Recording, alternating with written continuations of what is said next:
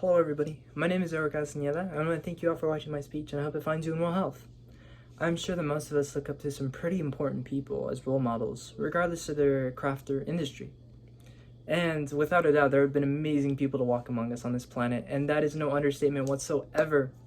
And I'm sure that most of us love to indulge in the arts in one form or another, whether it be appreciation or creation.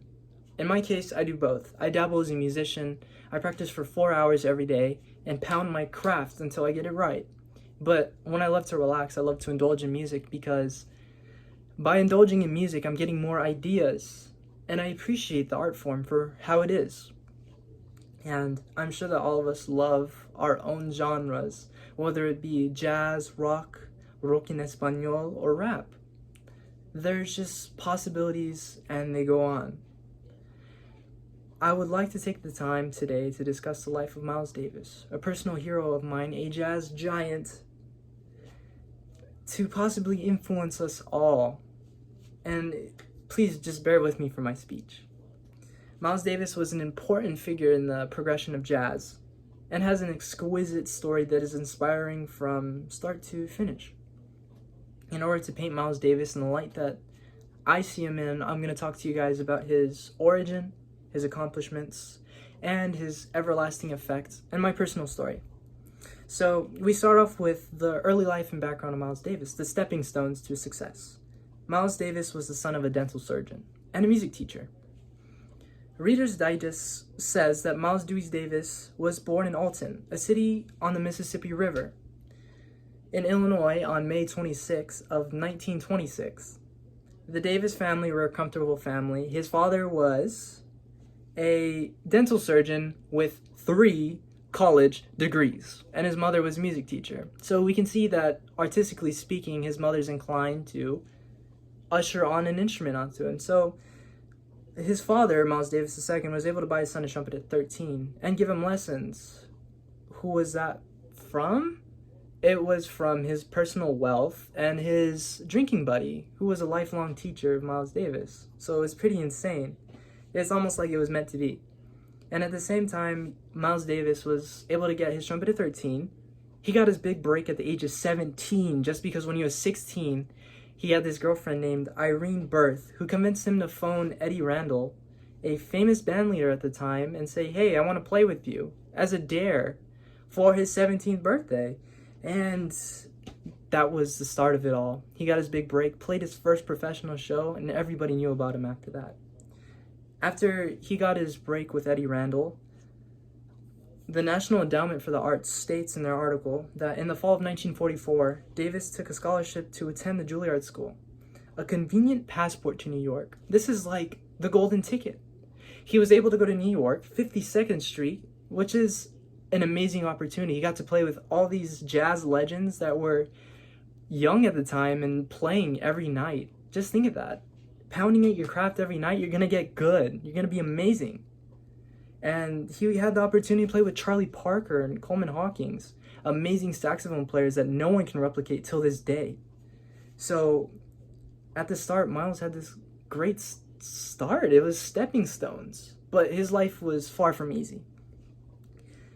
He also had a plethora of accomplishments, but today I'll only discuss 2. He was able to keep jazz relevant while still retaining his style regardless of the market. Columbia University explained in one of the articles of the life of Miles Davis, but he did much to popularize jazz, reversing the trend away from commercial appeal that bebop began, and whatever the fripperies and exploitations, he retained an ability to play moving solos that endeared him to audiences and demonstrated his affinity with tradition. And that's amazing because while the industry was growing and they were trying to take advantage of Miles Davis, he put his foot down and said, this is my style and this is my art, this is my music. So being able to stand up for yourself, that's amazing, especially when you have people with money coming at you. Really insane. And at the same time, Miles Davis changed the genre of jazz as we know it 5 times while staying as the front runner of the genre for 50 years, over 5 decades. That's crazy.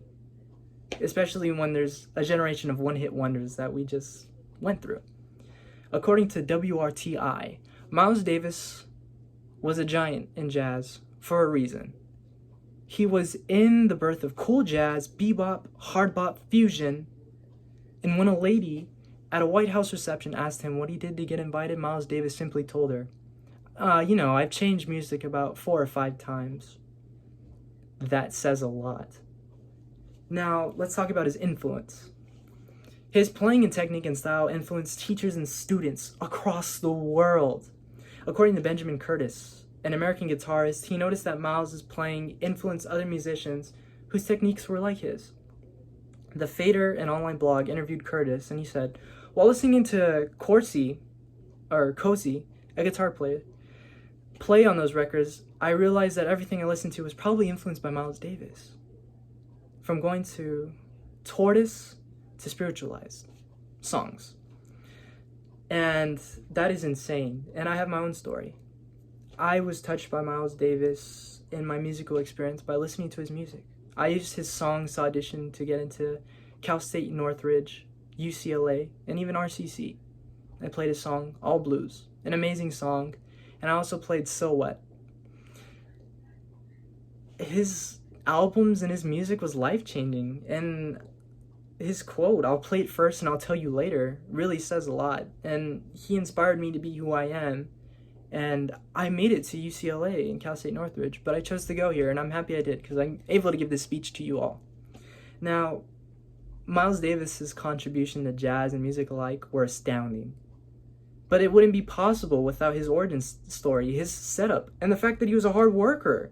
He accomplished anything, and he pushed all obstacles out of his way, even when he was trying to be influenced by the music industry. That is amazing. So, next time you listen to your favorite artist, make sure you keep in mind that they may have been influenced by Miles Davis, and maybe playing a certain song that resonates with his innovations in jazz. Okay, I wanted to thank you all for listening to my speech, and hopefully I've influenced you. Thank you.